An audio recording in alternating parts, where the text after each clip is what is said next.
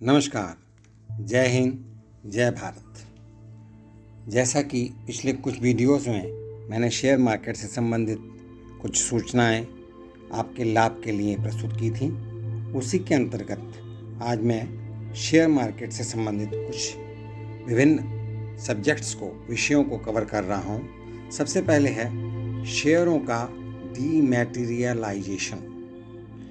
डीमैटेरियलाइजेशन की प्रणाली से शेयरों को कागजी दस्तावेज शेयर सर्टिफिकेट से डीमैटेरियलाइज्ड यानी कंप्यूटरीकृत रूप में बदल दिया गया है।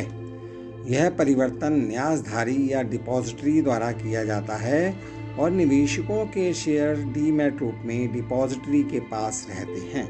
भारत में 2 डिपॉजिटरी हैं, CSDL यानी कि सेंट्रल सिक्योरिटीज डिपॉजिटरी लिमिटेड, जो BSE का बॉम्बे स्टॉक एक्सचेंज का डिपॉजिटरी है, और दूसरा है NSDL national securities depository limited, जो कि NSE यानी कि नेशनल स्टॉक एक्सचेंज का डिपॉजिटरी है। डिपॉजिटरी का कामकाज समझने के लिए आप उसे एक बैंक के रूप में देख सकते हैं। जिस प्रकार बैंक में जमा पैसा आपकी पासबुक में दिखाया जाता है, उसी तरह डिपॉजिटरी भी एक प्रतिभूति बैंक के समान है, जहां ग्राहक अपने शेयर व बॉन्ड्स कंप्यूटरीकृत रूप में जमा कराते हैं। बैंक की तरह ही डिपॉजिटरी अपने ग्राहकों को उनके खातों का हिसाब किताब, अकाउंट होल्डिंग स्टेटमेंट व अकाउंट ट्रांजैक्शन स्टेटमेंट्स के जरिए देता है। ग्राहकों के डिपॉजिटरी की सेवाएं जिस एजेंट के माध्यम से मिलती हैं, उन्हें डिपॉजिटरी पार्टिसिपेंट्स या DP कहते हैं। और यह जो माध्यम है वो विभिन्न प्रकार के डीमैट अकाउंट ओपन करने वाली एजेंसियां हैं, जैसे ग्रो हो गया, पेटीएम मनी हो गया, जीरोधा हो गया, एंजल वन हो गया, मोतीलाल ओसवाल हो गया, या फिर आपका M स्टॉक हो गया। ये सब माध्यम हैं।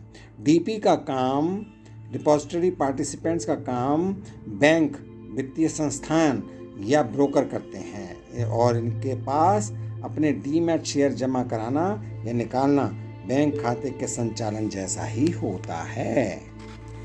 अपने शहर में DP खोजना कोई मुश्किल काम नहीं है। सबसे अच्छा यही है कि आप उसी DP का प्रयोग करें जिसका प्रयोग आपका ब्रोकर करता है, या फिर आपको जिस डिजिटल माध्यम से डीमैट अकाउंट खोल करके आपको आसान महसूस होता है, उसी के द्वारा, उसी माध्यम से आप अपने शेयर मार्केट में अपने शेयरों की सौदे करें, उनकी खरीद फरोख्त करें। इससे आपके शेयर सौदे सरल और कम समय में ही हो जाएंगे। साथ ही कोई समस्या खड़ी होने पर उसे सुलझाना भी आसान होगा।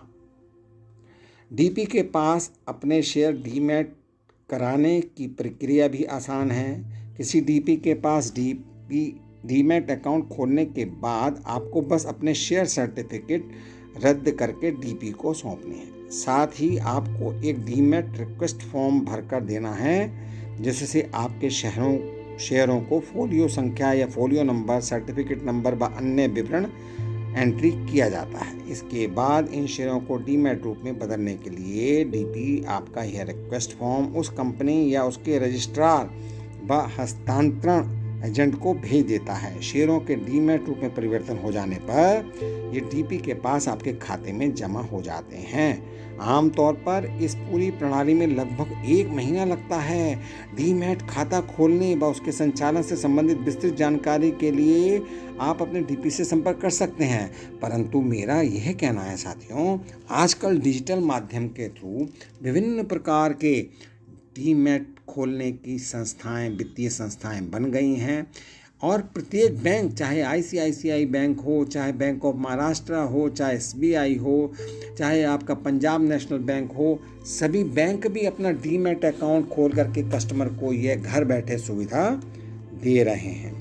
अभी आता है रीमैटेरियलाइजेशन। रीमैटेरियलाइजेशन शेयरों को डीमैट करने से विपरीत प्रणाली है। इससे शेयरों को डीमैट रूप से वापस कागजी शेयर सर्टिफिकेट में बदल दिया जाता है।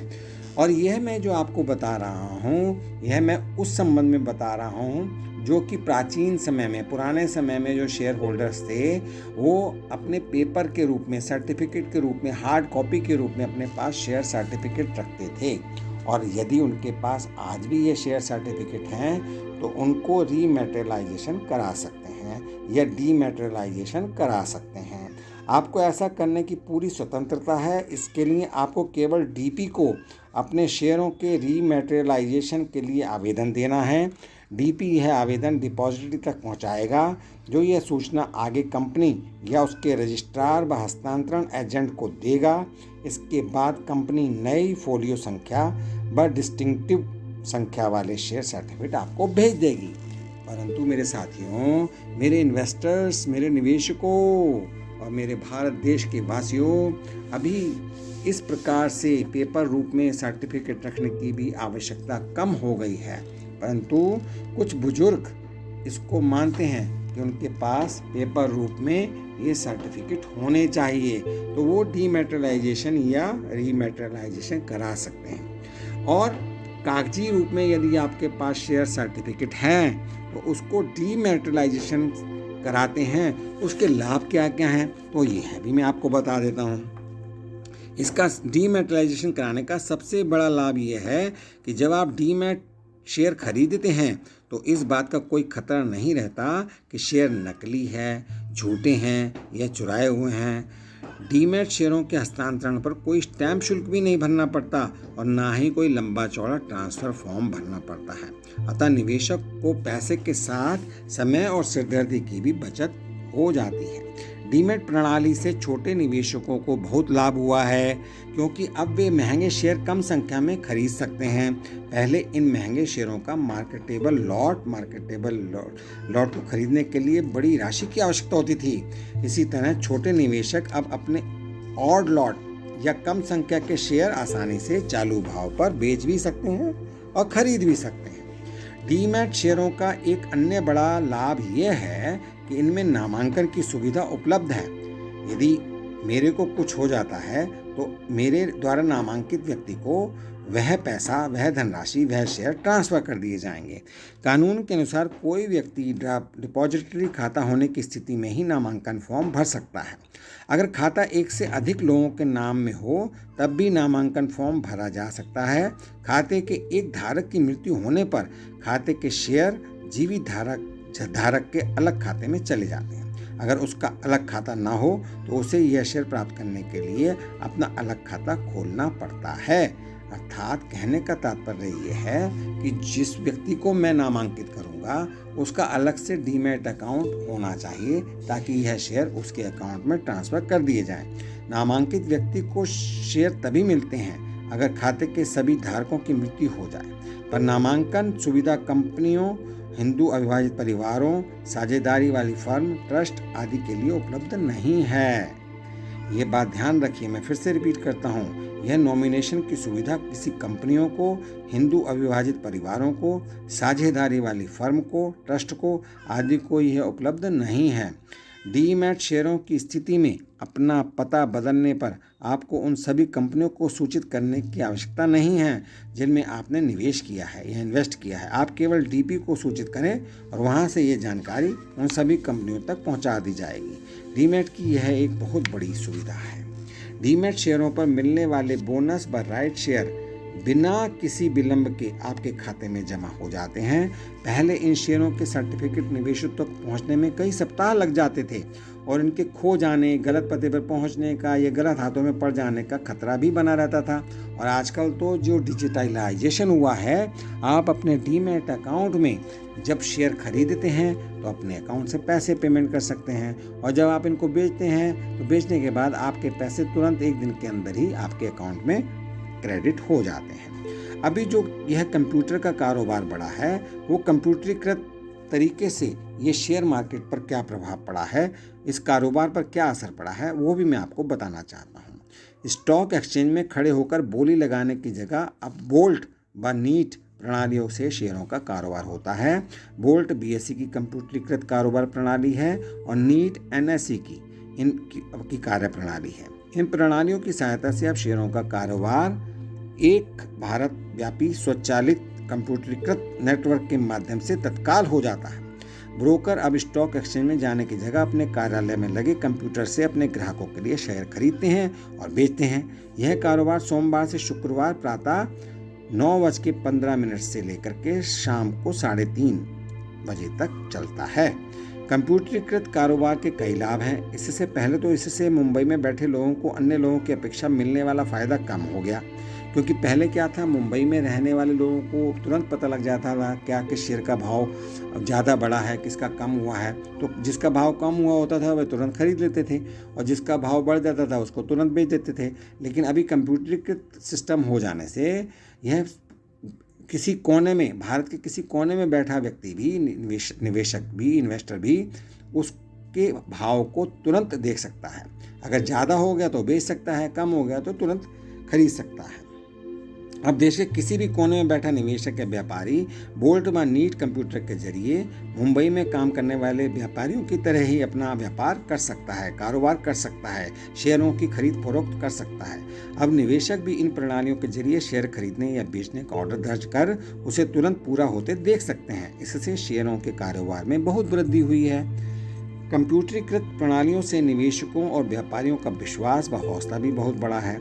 वे अब अपने सौदे ठीक उसी दाम पर कर सकते हैं जिस पर वे चाहते हैं। सपोज कोई शेयर मैंने 50 रुपये का लिया और मैं चाहता हूं कि मुझे कम से कम 10 रुपये का प्रॉफिट हो, और वो उस समय भाव चल रहा है 52 रुपये, 55 रुपये, 58 रुपये, तो मैं उसको एक लॉक में उसमें जा कर के, एक ऑप्शन में जा कर के उसको सेल के लिए डाल सकता हूं कि भाई जब 60 रुपये का रेट हो जाता है, भाव हो जाता है, तो मेरा शेयर बिक जाए।